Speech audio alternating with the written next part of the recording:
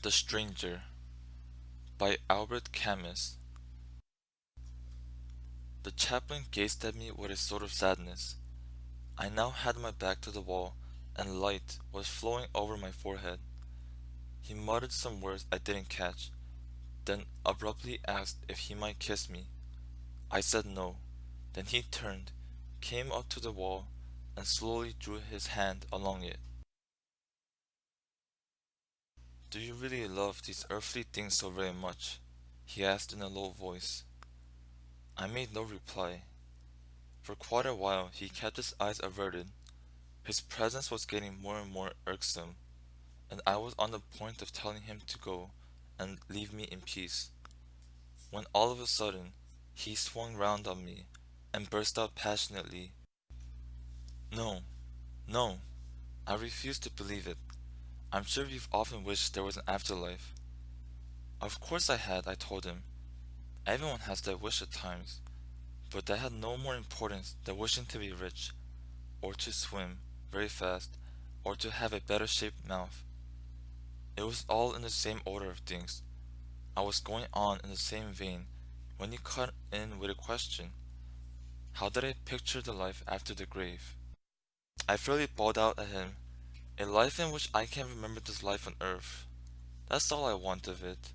And in the same breath I told him I'd had enough of his company.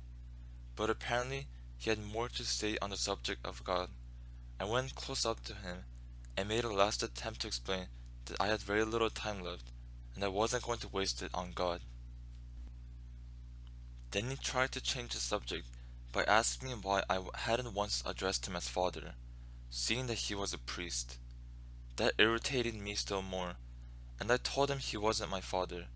Quite the contrary, he was on the other side.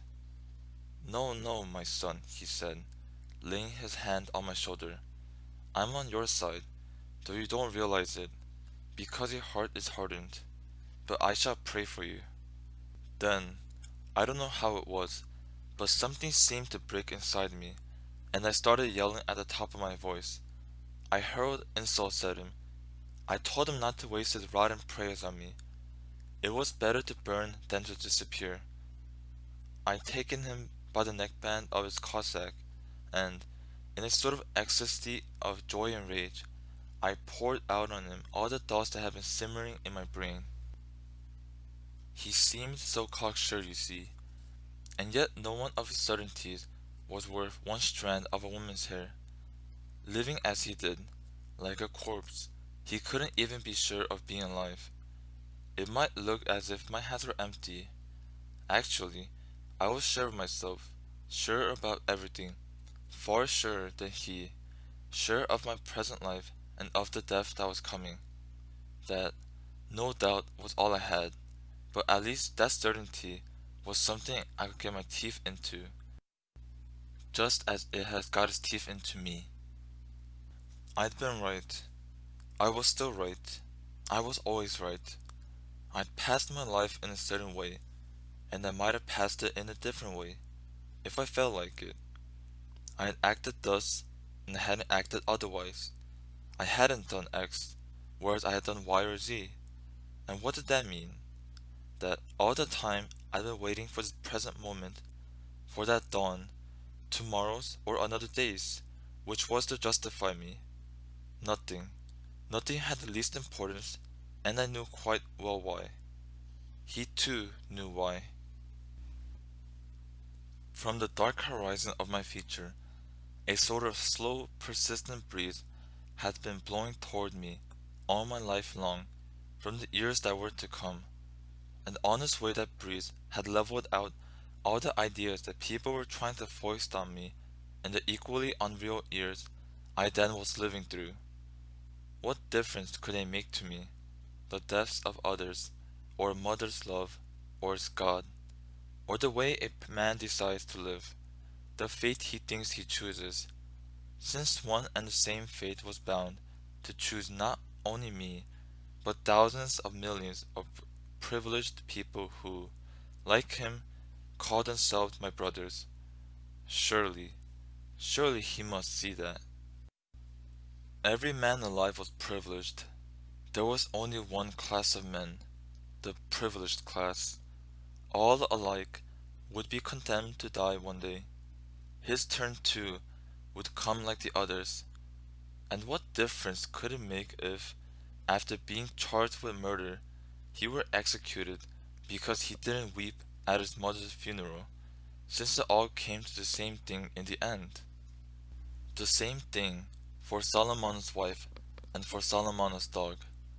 That little robot woman was as guilty as the girl from Paris who had married Masson, or as Marie, who wanted me to marry her. What did it matter if Raymond was as much my pal as Celeste, who was a far worthier man? What did it matter if at this very moment Marie was kissing a new boyfriend? As a condemned man himself, couldn't he grasp what I meant by the dark wind blowing for my future?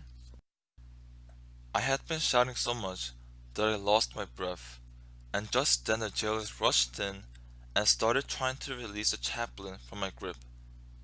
One of them made as if to strike me. The chaplain quieted them down, then gazed at me for a moment without speaking. I could see tears in his eyes. Then he turned and left the cell. Once he's gone, I felt calm again, but all this excitement had exhausted me, and I dropped heavily onto my sleeping plank. I must have had a long sleep, for when I woke, the stars were shining down on my face. Sounds of the countryside came faintly in, and the cool night air, veined with smells of earth and salt, fanned my cheeks. The marvelous peace of the sleep-bound summer night flooded through me like a tide. Then, just on the edge of daybreak, I heard a steamer's siren. People were starting on a voyage to a world which had ceased to concern me forever. Almost for the first time in many months, I thought of my mother. And now, it seemed to me, I understood why at her life's end she had taken on a fiancé, why she'd played at making a fresh start. There too, in the house where lights were flickering out, the dusk came as a mournful solace. With death so near, mother must have felt like someone on the brink of freedom, ready to start life all over again. No one, no one in the world had any right to weep for her. And I, too, felt ready to start life all over again. It was as if the great rush of anger had washed me clean, emptied me of hope, and gazing up at the dark sky, spangled with its signs of stars, for the first time, the first, I laid my heart open to the benign indifference of the universe. To feel it so like myself, indeed, so brotherly, made me realize that I'd been happy, and that I was happy still. For all to be accomplished, for me to feel less lonely, all that remained to hope was that on the day of my execution, there should be a huge crowd of spectators, and that they should greet me with howls of execration. The end.